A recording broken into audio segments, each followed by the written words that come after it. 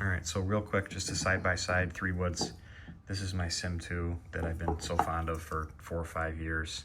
This has been the best 3 wood I've ever played. Super solid. I know what I'm gonna get out of it. It's been wonderful. That's with a Ventus Blue 7X that I've just loved. And here's the DS Adapt LS. This is a 15 head. This one's 14.5.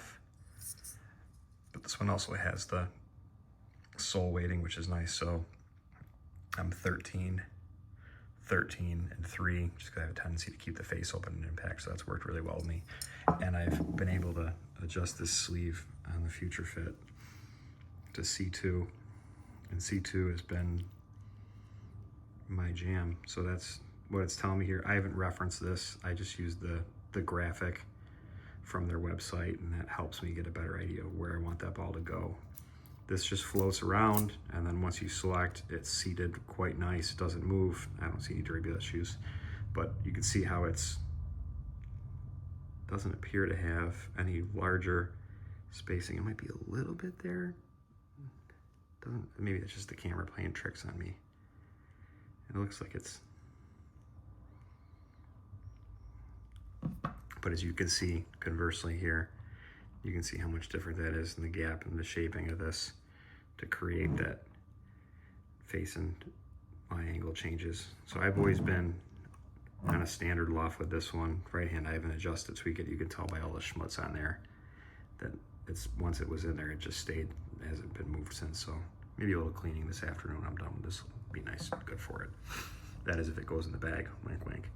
So Velocore Ventus 7X versus the Denali Black 70 gram 6.5. Similar but different. This is a blue profile, this is a black profile. Black profiles, get away from the thinking that just because it's a black profile, it's just a lower launch, more firmer feeling. It's not. This one gives me the same ball flight and trajectory as the blue, and the feeling between these two is actually far closer than I ever imagined. It's not this, noodly soft through impact. It's more of a, if you've swung this Ventus, you know what I'm talking about. This is surprisingly close, and I'm super pleased with this because I kind of just guessed on what shafts to get for the fairway woods. I guessed correctly, lucky for me, but this thing has definitely been longer, and I'll get into it later on. But one thing I was reading about LS heads is, the internal geometry of them is designed to create a lower spin head, which some, I want to call them experts, but some opinions have said that it's going to promote a straighter ball flight. A lower spinning head technically would be less prone to spin, which means it could be technically less prone to side spin and a tighter dispersion. I never considered that, but since swinging it, I've been very pleased with this one. They're about the same on dispersion, but this one is definitely longer, and that's been a fun welcome to change because we're not getting any younger. So that's pretty much it.